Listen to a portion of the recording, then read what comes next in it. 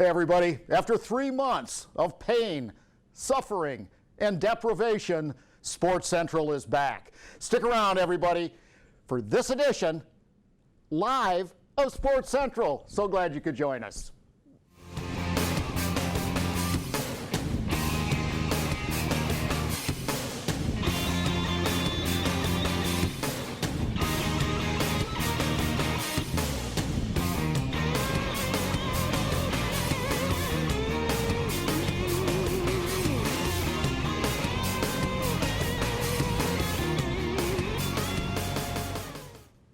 Hey everybody, and welcome to Sports Central. Mark Jackson here along with my co-host, the man in blue, the Smurf for today, Mr. Hank Longo. Thank you so much. We're starting things off after 3 months, throwing those heavy hitters at me already, but I can take it. I'm ready for a fun show. Oh my gosh. You're way down there. Yeah, well, we've got a brand new setup. We got a brand new set, looking great. And well, you know, the folks at PGTV just really have done a marvelous job with this new setup. You know, we've got a new desk, chairs. Don't have to sit on those hard stools anymore. No, we're doing good. We're doing good. And we want to thank the folks at Cleveland Heights Golf Club for being our sponsor, our first segment here on Sports Central. Well, Hank, you know, we've been so busy over the last few months. You know, sports marketing has not taken a break. No, not at all. It has not. In fact, it was as busy, with the exception of running events, probably some of the busiest times that I remember.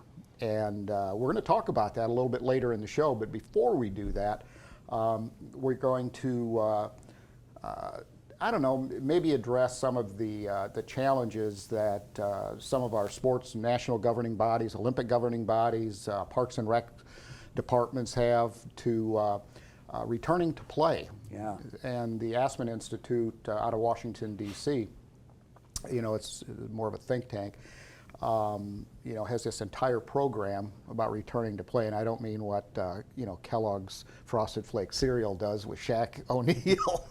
But, you know, there's been a lot of initiatives, a lot of research done about the safest way to get back to play. Well, we have three superstars that are going to be joining us today. The first one, the executive director of the U.S. Olympic Committee's governing body of the sport of water skiing, Mr. Nate Boudreaux. USA Water Ski, the governing body, Nate, there's been a lot of hand-wringing, consternation, but a ton of research that has gone into reopening Olympic family governing bodies. You're no exception. Yeah, we're fortunate. Water skiing and wakeboarding is a sport that is naturally socially distanced. You know, you're behind a boat, so you don't have to really worry about being 6 feet apart on the water. But like you said, we have had numerous conversations with the United States Olympic and Paralympic Committee. All my fellow other NGBs are in the same boat, trying to develop what these guidelines are going to look like in order to get sports back up and running, but in the safest way possible. Well, you know, it's one of the things that you have to deal with in the sport of water skiing is you have the skier that's behind the boat, so there's a social distancing there, but then you've got the observer, the judge that's in the boat that, you know, is probably 3 feet away or so, but it's even having to deal with, you know, the spectators and the skiers on the dock, and there's still a lot that makes it a little difficult to figure out. Yeah, we put together some precautions for our boat operators, for our judges and scorers, and then also for the local organizing committees that are putting on these water ski events, how to best address safety with spectators and whatnot. So obviously all the CDC recommendations with proper hygiene, creating your 6 feet apart, wearing your mask when appropriate, you know, all those things will be in place, and we're hopeful to get water skiing and wakeboarding up and running here sooner than later. Our sanctioning process is back up and running. We had tournaments running as early as last weekend in some markets. So we're excited. The month of June especially, and then into July and August are our key months for the sport of water skiing and wakeboarding. So we are super excited to get back up and running, and we're happy to be here to talk about it today. Well, I think one of the things that you mentioned is the fact that water skiing, we call it America's family sport. So generally, people that know one another intimately, because of family ties or friends and so on, these people that are around each other all the time anyway. So I think that whether you've got a driver and you have an observer, those dynamics still are people that you know. You know, it's not like you're getting, you know, on an airplane and you're sitting next to somebody that you know that could be from some hotspot, you know, COVID-19. So I think, you know, water skiing, like you said, is really has a strategic advantage, and there's 9 sports disciplines. Tell us a little bit about the structure of USA Water Ski, and maybe one division that we'll get to in a minute that will have some challenges because of the nature of that sports discipline. Yeah, as you mentioned in the open, you know, we're the national governing body for the sport of water skiing and all of wake sports. We do have 9 different disciplines. Like you mentioned, we have 3-event water skiing, which is more tournament water skiing. They have a slalom event, a jump event, and a tricks event. We also have disciplines at the collegiate level. We have an adaptive division. We have a barefoot division, which was crazy to me when I first got here. It's like, you got these perfectly good skis. Why do you want to just go barefoot? But it's really crazy. They do some really cool stunts and some tricks on the barefoot water skiing. And then obviously wakeboarding is a discipline as well, and hydrofoiling. There's so many different ways to experience the water and have fun on the water. And then the discipline you were referring to, show skiing, which is really big here in Central Florida.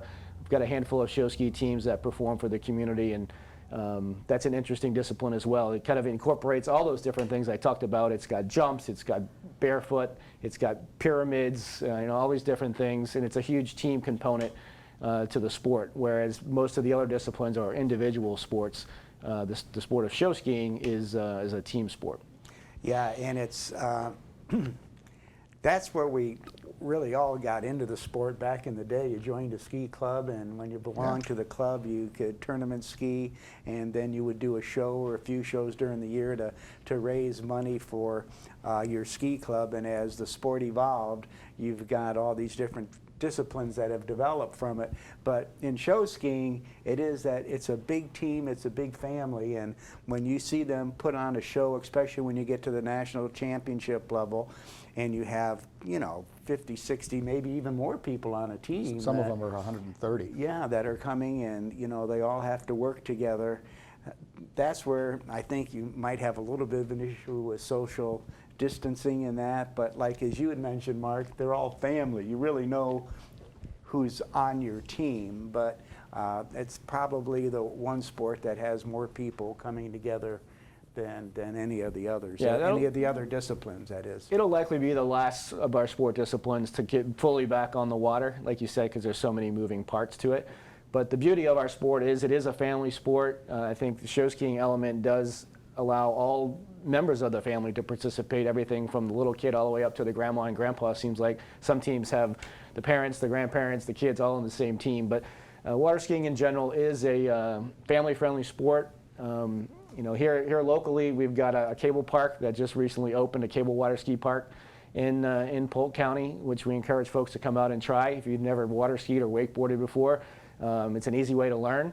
And then coming up here later in the month, we have a program called Get on the Water Week, which is a national program where we're trying to encourage folks to come out and experience water skiing and wakeboarding for the first time for free. So we've got a local ski club here in the Lakeland area that's hosting a number of different free clinics from July 28th through, from June 28th to July 3rd. If you want to look it up, it's called sharelifeonthewater.com, and just click on free skiing, and it'll give you an opportunity to come out and try water skiing for the very first time.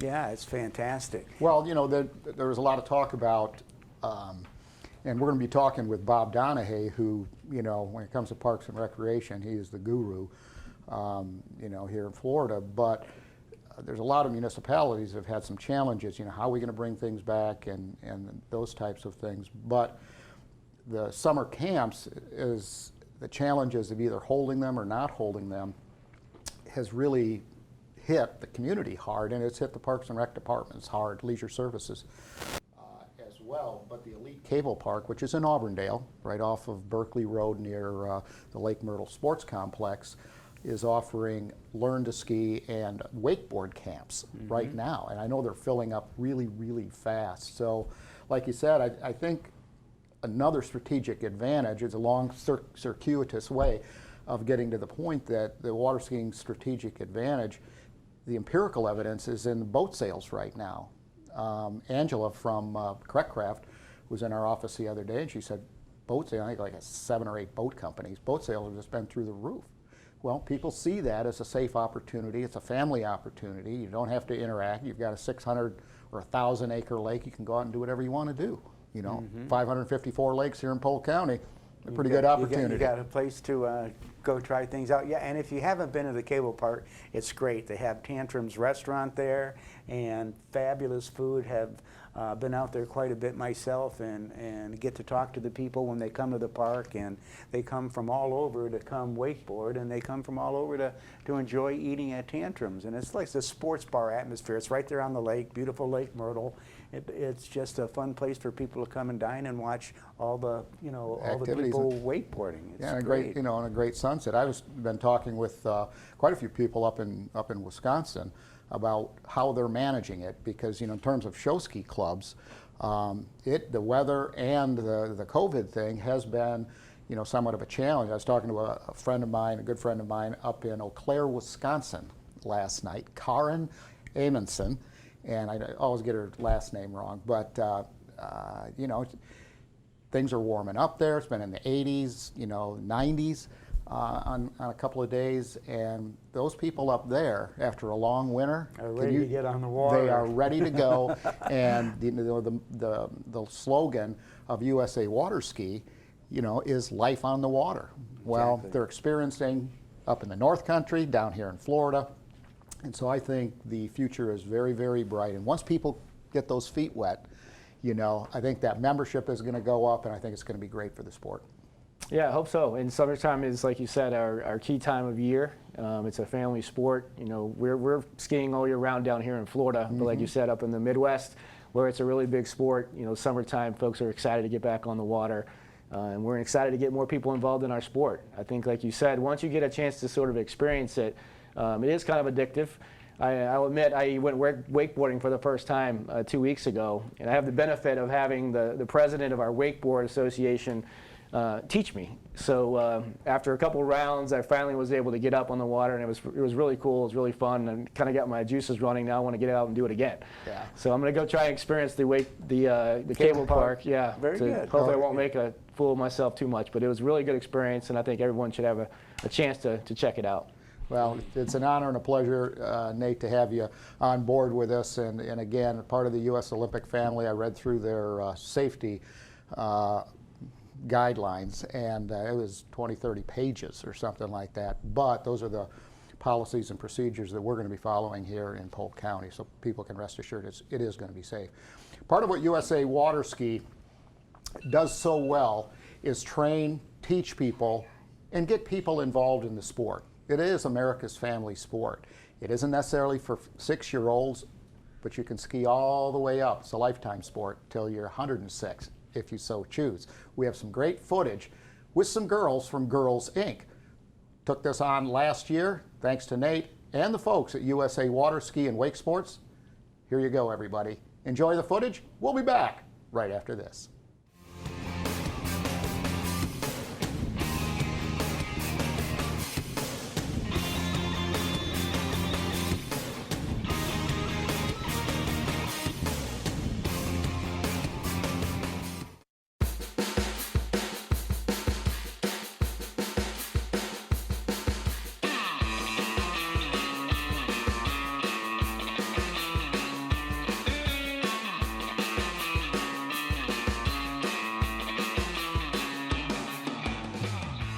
Well, we were fortunate to receive a grant from the Women's Sports Foundation called Sports for Life. And the purpose of that grant program is to allow opportunities in sport for folks that may not have the opportunity to do so. And for us, our sport of water skiing is difficult at times. There's a lot of barriers to entry into our sport. So this grant has allowed us the opportunity to give some young women and some young girls a chance to come out and get on the water for the first time.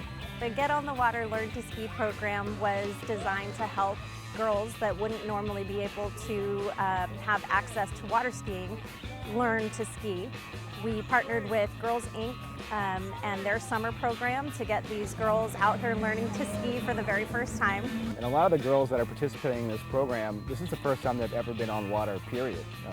Most of them have never been on a boat or behind a boat. Most have never done any type of water sport at all. So for them to get the opportunity to experience it for the first time, and actually some of the girls were able to get up on 2 feet on their skis the first time they went out. To see this excitement on their face and the smiles makes it all worthwhile. This is an absolute wonderful new opportunity. It is not something we have ever done. It's not like anything we've ever done. And I'm just so excited that the girls are going to be able to experience this. The team came out the Monday before they actually hit the water, and the girls were asked if any of them had ever water skied, and none of them raised their hands. So it's an awesome opportunity for them that we're really excited about.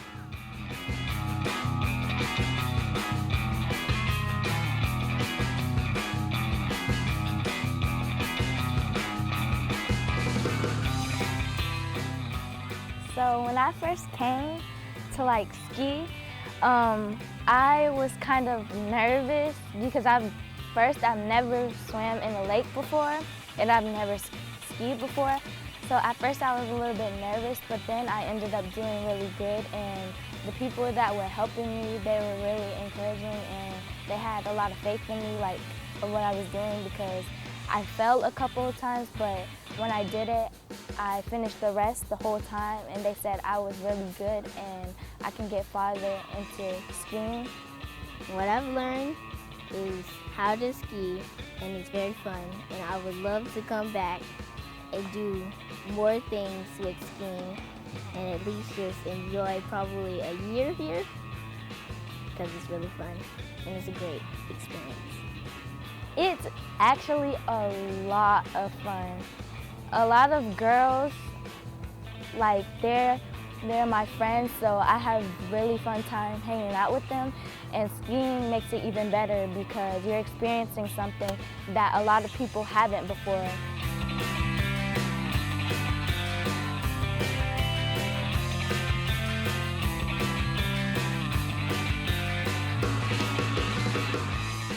The program was made possible by a sponsorship, a grant from the Women's Sports Foundation. The program is called Sports for Life, and it's Women's Sports Foundation and ESPNW that provide a grant for programs just like this.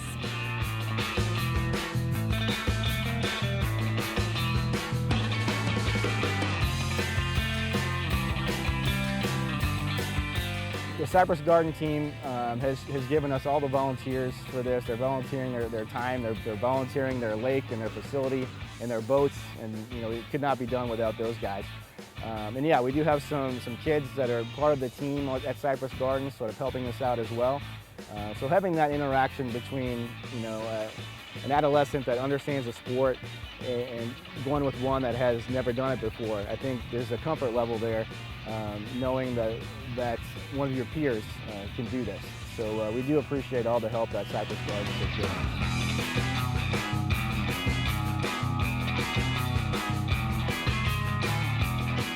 Special thanks to the sponsors and the USA Water Ski and Wake Sports who were able to receive the grant to be able, this is not costing our girls anything to come out here and learn.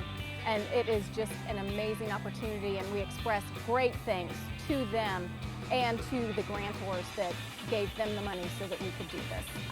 Our mission is inspiring all girls to be strong, smart, and bold, and this definitely falls into that mission. They will learn something new.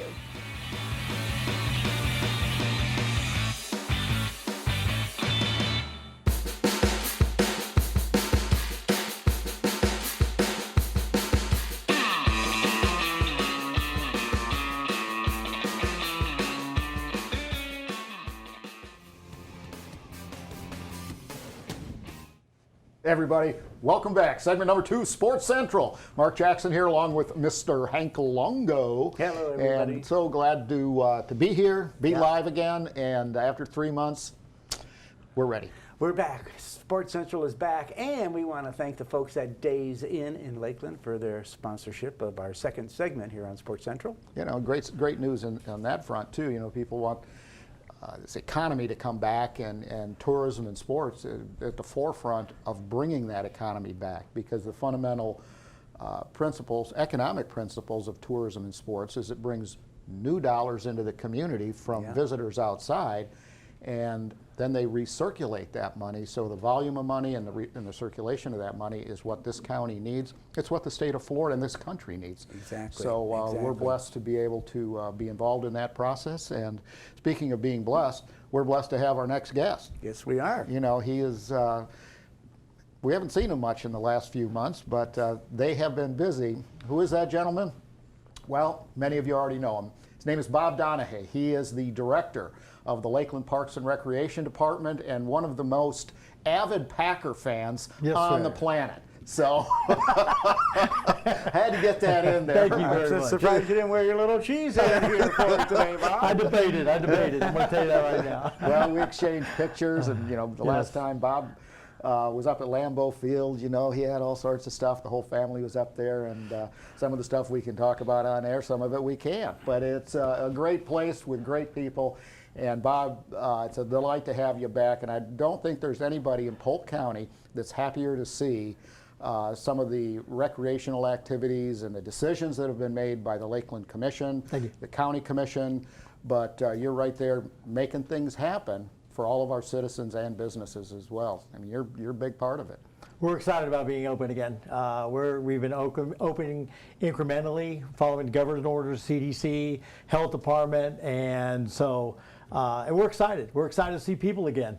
We're tired of Zoom meetings and people driving by. We're tired of maintaining complexes for no reason at all. So we're really excited. Whatever. We're 100%, 110% ready to open again. Well, that's fantastic, and I hear golf is booming. Cleveland Heights is doing extremely well. Golf in general in Polk County is doing extremely well. Usually these are the, we call the dog days of summer when things slow down. Where I looked at our financials yesterday and our numbers yesterday, we're doing great out of Cleveland Heights right now. 27 holes, extremely well, and we're opening up we're going to open up classes again for our youth and for our adults again with social spacing and all the right things. But I worried about what the 1 cart per person, how that would go, and the more walking hasn't slowed it down a bit. It's been great. Wow. We appreciate everybody coming out. Well, you know, and I think people are aware of what's going on too, Bob. You know, the information that's out there, you guys have got it everywhere. You know, the social distancing, not in your offices, in, you know, public places. You've done a good job with that. Thank you. Yeah, you know, it's certainly a delight. You know, even Hank can get out there and shoot some buckets now. Shoot some buckets, and I'm just actually, it's been nice for me because I've kind of changed my training routine to just be more at my house. You know, because the gym that I go to isn't open, and it's like, okay, now, you know, you've got to mix things up a little bit, but skiing always makes it a fun way to go out there and exercise and get in shape a little bit. Bob, you've got a huge project this weekend. I mean, it's massive with Tiger Town and all the things that are going to be going on with graduation. Tell us a little bit about the work you guys have put in and have done. Well, I tell you what, when everything slowed down and school stopped and everything else did, is that as the weeks after that, Superintendent Jackie Bird is amazing. Just an amazing person, amazing lady, and a close friend of myself and Ron Myers with the Detroit Tigers. And Ron and I were together one day, and we were talking about looking at, we have this open air stadium, and it's in the bowl, not counting the suites or anything else, it seats 7,335. And so my wife's an administrator with the school board. So I was, you know, Ron and I were kicking the idea with her is that, what do you think about, you're not going to have graduation in the Lakeland Center, unfortunately, and we have an open air stadium. And if you give X amount of tickets to each family, then maybe we can do graduations at our stadium. And so, you know, my wife, of course, looked at me like, okay, stupid, shut up. You know, you're not going to have it, you know, whatever. So, whatever. I said, whatever. So she goes, then she says, no, I'll tell you what, she goes, you need to call Superintendent Byrd. You need to call Jackie and talk to her about it. And so, which I did. And a couple of weeks went by, and she thought it was a great idea, but, you know, of course, she has a board, and she has to go through. And she called me back out of the clear blue and said, I think it's a great idea. Let's talk this or whatever. And we did that. And being part of, you know, the city, you have access to the health department, and we have our own emergency manager, and we have that. Well, being part of the Detroit Tiger Group is that also we get all the MLB guidelines and the NHL guidelines and whatever. So we were able to incorporate all of those guidelines, and through many meetings, we came up with how we could do it. With social spacing, hand washing stations, temperature check stations. You know, as kids will enter through the third base gate and go up around on top of the berm and then come through center field. How we could put them up on the video board so they can be only their child, somebody's parents, be only their child on the video, standing on home plate with their diploma. And we just thought it'd be super cool. How cool. Whatever. I mean, it was just a coolness factor. And so we said, whatever, and nobody's ever done it before. And so if you're going to have a special circumstance, we'll make it special. So they'll come, they'll play the Pomp and Circumstance. I understand that's a song. Yeah. Whatever, that's the name. My wife had to educate me on that. So you come down the warning track. We have them coming down in two groups. We'll have them line up and then have them come down the warning track. One of the administrators will say their name. They'll stand on home plate.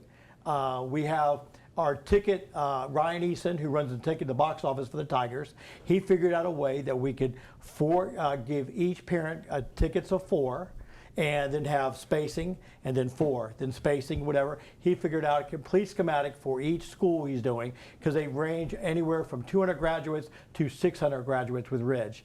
And so we figured that part out. We figured out that after each graduation, we're going to have our stadium disinfected with our cleaning crew. The bathroom's disinfected, so it makes it safe. And so we're excited. Wow. Yeah, we just, whatever, it just started from there. But I'm going to tell you, Superintendent Byrd, Ron Myers with the Tigers have been phenomenal. And then we brought all our staffs in, and we covered all our bases. And like no pun intended. Yeah. So we just thought, like I say, it was just a cool idea, and we were able to, a really good group of people were able to come together to make it happen. So we're excited. And commissioners all behind it. The Tigers, you know, from Detroit all the way down to Ron Myers. Of course, Ron Myers runs the show down here. Right. But what a great opportunity for, you know, the entire community to work together and say, hey, look, this is a once in a lifetime opportunity for these kids. Yes. That's it. You graduate from high school once. Well, maybe a few that slip through the cracks. But they'll always remember that. 20 years from now, they'll have that picture on home plate. Yeah. They'll always remember they were the class that graduated from Public Field to Martin Stadium, which is cool. Yeah, well, I think it's absolutely phenomenal. So, what are I'm going to jump back to the camps for just a minute. We just got a few minutes, but what's that going to look like in the future? What is your vision of that? Well, it's reduced numbers. We looked at it as a chance to, especially with our elementary age kids that come to our camps, it's a chance for them to get acclimated what it's going to be like from here on when they go back to school. So our first 2 days of camp is going to be talking about spacing, it's talking about washing your hands, talking about whatever, all the things that schools are going to be doing also. So it's a step in that direction. We went down from 7 camps because we normally use school sites, but because we were a little leery about that, and so was the schools, because they're getting ready for school. They want to be 100% ready for school. So, and we didn't know what that would feel like or what that would look like. So we're going to do it all our city facilities, Kelly Rec, Simpson Park, Coleman Bush Building, Lake Mirror, and then also building our recreation staff holds for our teen camp. We're going to have capacity limits of 50 per child, for children per camp, and then also the smaller sites 30. And it was just, the thing about it is that if we don't have summer camp, offer daycare for some of the parents, they can't go back to work.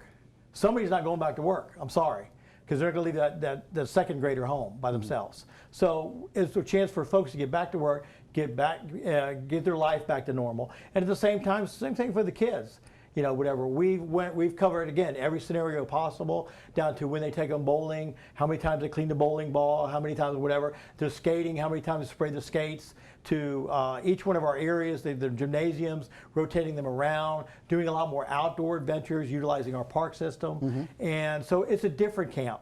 But I have a staff in the recreation division that's very, very creative, and they've programmed out 5 weeks worth of summer camp starting the last week in June and ending up 5 weeks after the beginning of August. And it was a challenge. And that's what I told our staff. I said, this is going to be something when somebody else is in my job and you guys have moved up, you're going to be able to look back at this and figure this out. And when you have something else come up, you'll be able to draw from this, from everything we went through all our SOPs and protocols and everything else. But it was a way to do something when a lot of cities and areas were not going to do summer camp. It was a way for Lakeland to jump in and do something for our citizens. It was just that simple, but we're excited about it. We're up for the challenge, and like I say, I've got a really good creative group that's working on it. Well, you know, the thing that's amazing that you're pulling all this together is because there's no playbook for this. You know, you're writing the playbook and you know, having to think of everything that's involved. I just got tired listening to all the things you said you had to do to get this going. By the time it comes time to go play, I'm wiped out just knowing all this. But it's just amazing, Thank you know, all the creativity that you say and all the organization that it's taking to do this, because you got to segment all these different areas, and it's phenomenal. Thank you, thank you. You know, Bob, it's also an investment too. You know, the protocol that you've established, you know, the systems, the cleaning supplies. I just saw a study this morning about what it's going to cost a hotel, and this is on average, a hotel to follow the new protocol that's coming down either from Marriott or Hilton or, you know, IHG properties, whatever it may be. And per property, it's averaging $130,000 extra per year just to buy the supplies, the extra time it takes for cleaning and so on. So there is a new normal, and there will be economies of scale, there'll be efficiencies as time goes on. And you guys, you know, Hank made a great point that, you know, you've designed a new system from ground zero that we didn't have a playbook for this before. Maybe back in 1918 with the Spanish flu, that was 100 years ago, 102 years ago. So again, you know, the commitment by the city, the commitment by your department has been absolutely phenomenal. And I know the RP Funding Center, same boat. You know, they're doing everything they possibly can. Let's get this thing moving. So kudos to the commission, kudos to you guys, you know, and it's always a delight to work with you guys. You're always fun. And of course, I have to make a qualifier. I call him the huge Packer fan. Right. We're both big Packer fans. Yes, we are. So I didn't want to leave him out there on an island. Bob, thanks so much for joining us. Greatly appreciate it. And again, kudos to the entire city of Lakeland, especially your department. Thanks for having me. I appreciate it. You bet. Great education. Oh, man. Well, education is a big thing. My youngest son had the opportunity to go to the Central Florida Aerospace Academy, which is part of the Sun and Fun campus, and the program Excellence in Learning, or I can't even remember what the word is, but they do have an aerospace expo called Sun and Fun, which is the largest convention in the state of Florida on an annual basis, believe it or not. Happens to be outdoors, at least most of it. About 200,000 people from all over the world. Didn't have it this year. We were terribly disappointed in that, but out of an abundance of caution, which were the buzzwords at one time in this pandemic, they decided to cancel it. Yeah. But we didn't forget it, and we don't want you to either. We have some great footage from last year. Check this out, everybody. Hank and Mark will be back with segment number 3 right after this.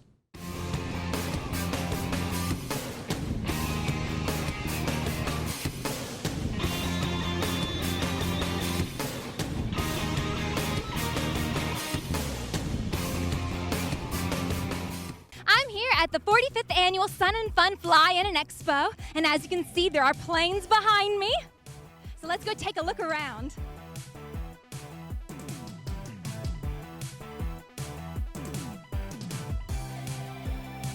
All right, so I I am here with Leo Brochet, and he is the vice chairman of the workshops here at Sun and Fun. Now, what type of workshops do you guys offer? Well, we cover just about everything that you need for building your own airplane. We've got an engine shop, we've got fabric covering, we've got woodworking, we've got metal riveting and whatnot, we've got metal shaping for doing cowlings and that type of thing. We've got welding, gas welding, we've got TIG welding, we've got electrical. We cover pretty much the whole gamut of what you need to know. And all of our well, not all of them, but most of our classes are FAA approved, to where mechanics, AIs, can come to our classes and actually get points for their continuing education requirements. So the classes that we teach are the real thing, you know. And most of the people that are instructing have mechanics license, A&P license. So do you need a lot of experience then to take these workshop classes? Not to take the workshops. The workshops are set up for complete newbie. You know, you don't need to know anything when you come in. Just have an interest in aviation and be interested in building. Do you need to bring your own equipment, or is that provided? We have everything here for you. All you have to do is walk in, bring yourself. That's great. So what's your favorite class here? Well, since I teach in the electric, I'd have to say electric. But I really like them all. I've filled in most all of them, and I like them all. Well, that's awesome. Thank you so much, Leo. Looks like there's a lot to learn here at Sun and Fun.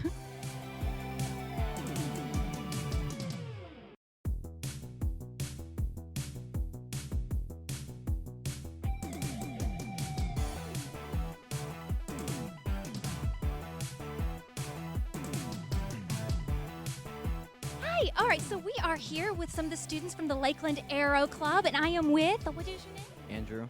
Andrew, hi. And what have you guys been working on? What is this?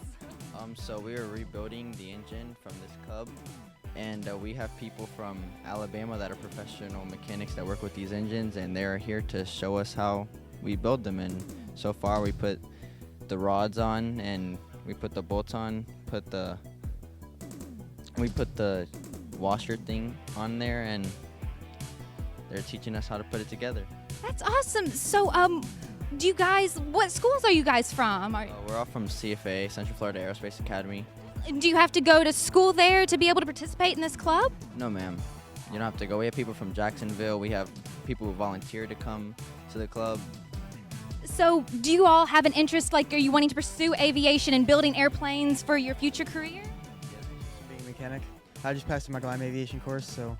I'm so sorry, what is your name? Noah. Noah, that is awesome. How old are you guys? Are you all, they're all around 16, and they're already putting together this thing, which I wouldn't even know how to start. Thank you guys so much.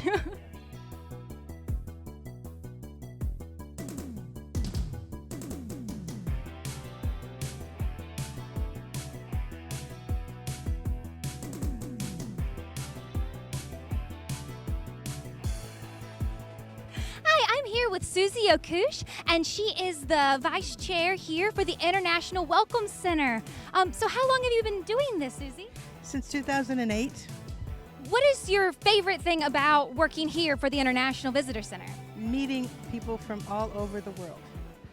I meet people from Russia, China, Japan, Philippines were here, South Korea, all over. We have all kinds of cadets that are English. We have people from Australia, New Zealand. I love meeting all these people. They have great stories. So tell me a little story about some people you've met or how you've helped them learn about Sun and Fun and everything. I just met a pair of twins today. They're both from the Netherlands. One lives in Scotland. She told me her sister was coming. Her sister came. I didn't know it was a different person. Wow. She's going to volunteer with us next year. And if you do want to volunteer, you don't have to speak a language. We'll accommodate because we have all kinds of international visitors who speak English. That's awesome. And so can anybody just come by and say hi to you? Yes, definitely they can come by and say hi. I would love to say hi. I'll be here all week.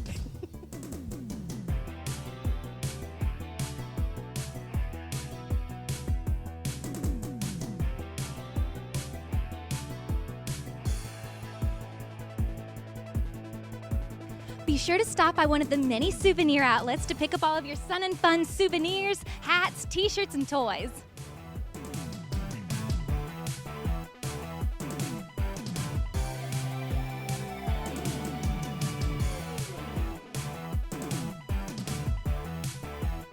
All right, the planes are going up and the show's about to start, so we'll pass this on to you guys back in the studio.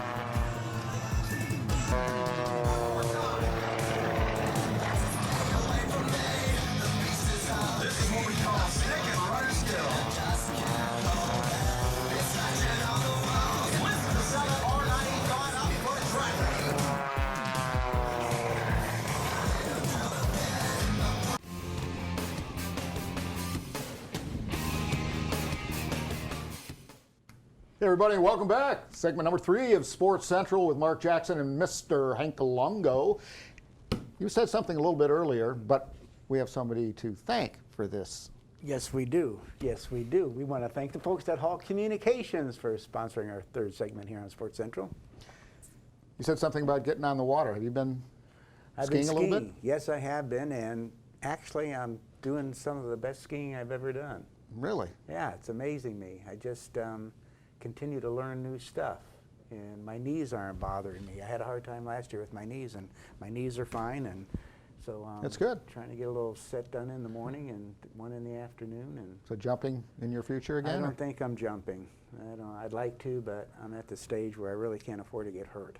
And when I jump, I would like to go for it. So I don't know. I'm kind of chomping at the bit on what to do about that. 60-mile-an-hour fall when you smack on the water. It knocks it my out body of you. doesn't respond very well anymore. No, it knocks you out of it. Yeah. So. But it's great to be back on the water, and it's that time of the year, like Nate said. We're starting to have tournaments, and looking forward to regionals, nationals, and getting people excited about the sport. It's such a great sport, and the family of water skiing. This is sort of the long route to get to the Hall of Fame is going to be in Polk County. Yeah, we're looking very forward to that. Kind of some changes going on there in the USA Water Ski and Foundation, but Polk County Tourism and Sports Marketing stepped up to the plate, and we're going to be bringing the Hall of Fame ceremonies and the banquet October 23rd and 24th, and we're going to have the big dinner, the big banquet on Saturday night at the RP Funding Center. So we're all excited about that. It's going to be fun. It's going to be a neat deal. Can we talk about the other big news at the Visitor Center? Oh yes, if you want to, I'll be more than happy. Why don't we save that to segment number 4? We'll save that for segment number 4. Because we have the honorable Mr. Kris Keprios. I mean, he is the king of tourism here. Yes, he is. Yeah. Does a wonderful job. Kris, you've had some real challenges. We all have, in the tourism and the sports business. But the fact of the matter is, your crew has been at the forefront of designing new marketing plans and strategic operations, initiatives, and so on. But having the attractions reopen, Black Tower, Legoland, how big is that? It's huge. It's everything really. And we've been following data, and that was really even from our own local data that we were pulling ourselves or with our partners from Downs and St. Germain Research. That was the one key that the consumers were saying. Once we see those theme parks, the big theme parks open again, then we'll know it's starting to get safe to travel again. And they're opening. So, and Legoland, Florida Resort, Bach Tower, really the first out of the gate. No pun intended, Hank, to open back up their doors. Got a lot of puns going on here. Puns going on. To open back up their doors this week. So they were the first, and then obviously Universal and some of the others are following in the next few weeks to come. But It's huge to have those back open. And at first they're going to be locals, and we've seen and talked about that locals are really going to start driving that recovery. They've got to get out in their own communities first and then start venturing further and further out. So well, I got to throw a little quick comment in about the new Pirate Hotel at Legoland. I was invited to a private dinner there the other night so they could test out all the staff and the food and go through it as a preliminary run, and the food was fantastic. You get to order it's like a plate, and you get like, we had chicken and fish and steak and green beans and potatoes and macaroni salad and ice cream cookie. It was fantastic. You're going to have to start doing twice a days after I'm eating gonna like have to that. start doing twice a day. Well, I did my one. I just had to enjoy, and I just got to put the word out that the restaurant's fantastic at the new Pirate Hotel. That was a really stressful time, you know, and the big attractions. You know, we worked so hard to recruit Legoland here, and all of a sudden, bingo, the doors are closed. Yeah, you know, and to no fault of anybody's. You know, it wasn't any of that type of stuff. But Kris, that from an image standpoint, I mean, that's got to be really tough to take an organization that, you know, in many markets, that's the primary attractor. Sure. Yeah. Well, and like you said, I feel like maybe I glossed over the fact that, you know, they just opened their doors. A lot of work went into that, not only from Legoland Florida Resort and putting together massive health and safety protocols and plans, to our Board of County Commissioners, our state legislators, our office was involved in working to help get those plans approved by the state, plans for vacation rentals opening. So it wasn't just an overnight flip the switch, hey, let's open. There are a lot of thought and planning and work went into that by a lot of different people and a lot of leaders. So yeah, we're fortunate they're back open, and that our number one driver, our number one economic engine in the state and in Polk County, tourism, is back up and running again, albeit slowly at first. It's going to continue to grow and grow and grow as people get more comfortable to venture out and travel. Yeah, I mean, the position that you're in, and you're out and about a lot. People know who you are and what you do. But there's probably no time that I can remember, except for after 9/11, where people are feeling the effects of the downturn in our state's largest economic engine, our largest industry. Sports is number 2. So, you know, when people come up to you, what do you say? We're working on it, or heck, I don't know what's going on. Well, let me chime in here just for a minute here, because I got to let everybody know this, because I got to witness it, and from an outside party witnessing it, the way our Polk County Tourism and Sports Marketing staff came together as a team, and each department had responsibilities, and I was so impressed to see how organized everybody was, how creative everybody was, and like you mentioned earlier, they never stopped working. When this happened, everybody actually had to go to work harder, because now you're having to design a game plan that you've never dealt with. And your department, Neil's department, Mark, you looking over this umbrella over the whole organization. We need to be proud as a county at what your team has done to get everything up and running, and all the communicating that's had to go on between everybody.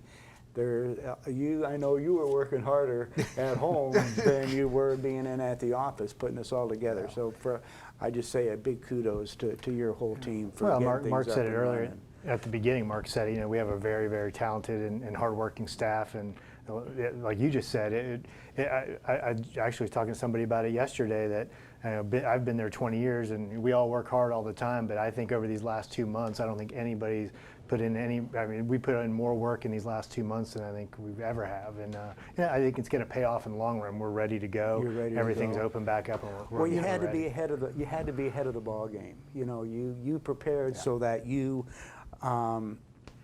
weren't reacting, you were acting. And that's when things were getting going, everything was going to be in place, and you could just start to operate. I think the key word that you used, Hank, was the team thing. And it goes all the way to the county commission, and even to our legislators that were extremely supportive. But, you know, our county commission are business people. They understand how the economy works. They're very smart. They make rational, good decisions for the benefit of the entire county. But I'll tell you, the guy that I think took more heat and worked harder than anybody in the county is Bill Beasley. I mean, and we were on the phone, texting, doing whatever a lot because of what was going on, and that guy had more on his plate than any human being should have at one time. That was brutal. But I'll tell you, it was like you said, Hank, it was a team effort. The tourism and sports team is seamless. You know, everybody works as a team, and especially at times like this, if you don't have that corporate culture, you don't have those folks being able to work together, you're dead. Yep. You know, you're done. Yeah. So anyway, that's why we're up and running right now, is because we're ready to Kris, do it. we've got like 3 minutes, but I want you to talk a little bit about some new stuff. I mean, it's you know, Hank was talking about the hard work and this type of thing, but you got a new website, you know, a vacation guy that's new. I don't want to steal your thunder. Tell us about it. Yeah, no, I've said before, I wish I could say we planned it this way, but it's perfect timing. We did plan the vacation guide has been out in the market actually before all of this started, brand new guide to our county. It's not only good, I always say, not just for visitors, but for our locals, because we always say if they have friends and family visiting, they're our best salesperson. We want to make sure they know all the best places to go in their own backyard. So it educates them of things that they don't even know exist. It does, and we find that a lot, and so that's our most important piece. We print and distribute about 300,000 of those at touch points all throughout the county, of course, hotels and high area touch points for visitors, but also places where locals go to, restaurants and things like that. But people still use those. They like to have that guide in their hands, but of course everything's digital now. But so we have a new website coming up actually in just a few weeks. It'll be ready by the end of this month, and the way people plan, especially now given everything going on in the world, changes daily, and we got to be right there ahead of that curve, ready to help them plan, and that new website's going to do that. There's a lot of great new tools. Kris, I want to jump back real quick, something that Hank sort of brought up indirectly, but we were talking about what I call indicators of travel. What are some of those indicators, and what's really key, you know, to successfully bringing all that new money back into Polk County, bringing the visitors into all the new money, and then getting that money circulating? Well, right now there's a lot of different indicators of travel, you know, that we're trying to follow and see, and the data really changes every day. And back to Hank's point, that work had to be happening along when all this started, and following that data along. We didn't start the process and say, okay, we're going to need a marketing plan, a health and safety plan, and a research overview document. But that's what we came out of this with, because it happened organically for what we needed. But a lot of those indicators of travel right now is we need to see, you know, what is that sentiment? Like I said, we're working on a three-wave consumer sentiment study with our research partners at Downs and St. Germain Research. So it asks questions of people like, when do you feel this will be over? Who do you trust to listen to say it's safe to travel again? How far are you willing to travel after you feel it's safe? So those are a lot of things that are guiding our marketing decisions, and so a lot of the things we're seeing right now, and we're shifting our strategies and tactics to really feature an in-state and drive market-only audience, because the average that people are willing to travel is about 600 miles right now. That could change by the day, of course, but around 600 miles. So that's the radius we're really targeting right now. So yeah, that's some great stuff. And you know, our economy it's the backbone of our economy here in Florida. It's why we don't pay personal income tax. You know, and these restaurants that are 50% occupancy, well, their staffs are reduced too. I mean, your heart just bleeds for these people that are not working, and just the small businesses, the hit that you take when you can't do business and you still got all your bills coming in, and it's just sad. It is terribly sad. That's why it's so important, you know, what you do and what tourism and sports does, because we've got to get these people back to work. You know, you can hand them a paycheck for only so long, but it's working, and it's not only just the financial side of it, it's the psychological side of it. Yeah. So, Kris, thanks so much for joining us. We can go on like this for an hour, but in fact, we've got to get to segment number. Oh, okay. We're going to keep rolling. I was just told by Sarge McKenzie over here, who is our director on site. Keep chatting for a little bit. Listen to her. He's awful serious over there, but you did mention the website, and then you mentioned jobs. What is the website? It's visitcentralflorida.org. But I did want to mention, we're doing a lot of things right now that we don't typically do. I mentioned, marketing a little closer to home, but another thing is helping that tourism and hospitality industry get back to work. So one thing that we've done through our visitor services team that you mentioned, it's a whole team effort. They've done a great job. They've pulled together really a job bank that we have on our website. It's on visitcentralflorida.org. When you get to that site, at the very top, there's a bright orange banner. You click there, special COVID-19 resources.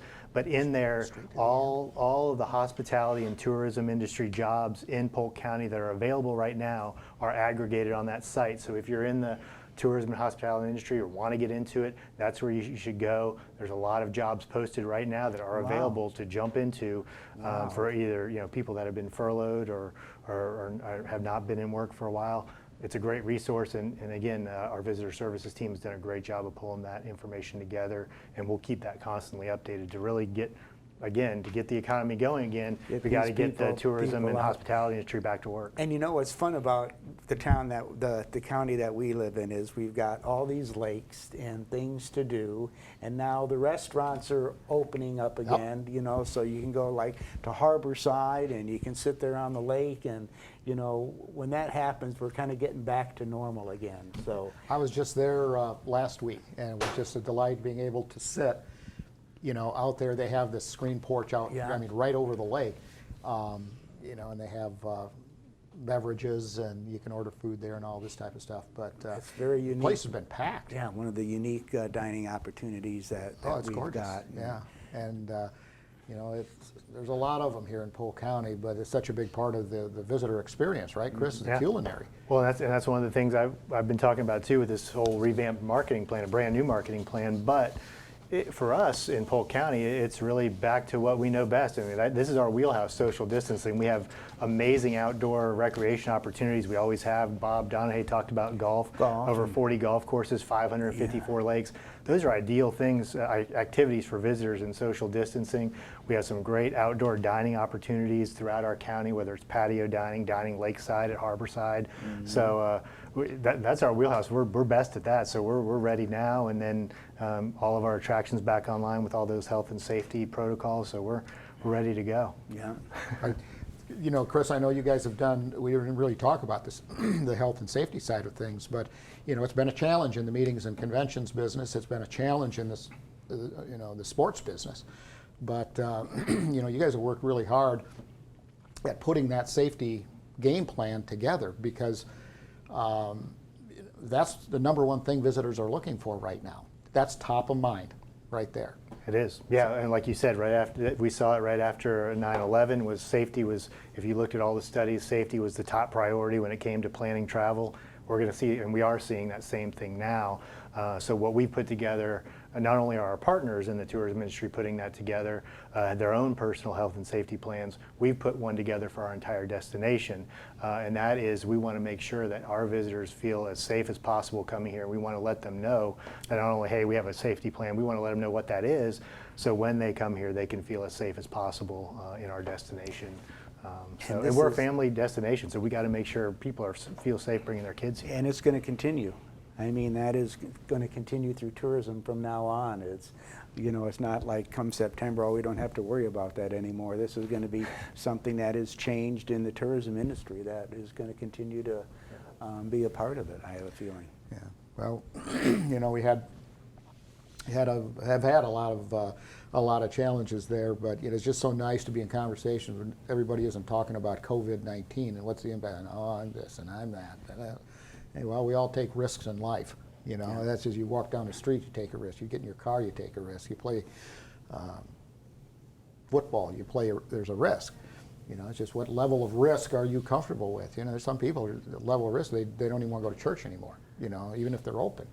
And that's a choice, But we all make risks, or we all have risks and make appropriate choices, but it's got to be right for you as a human being and for your family.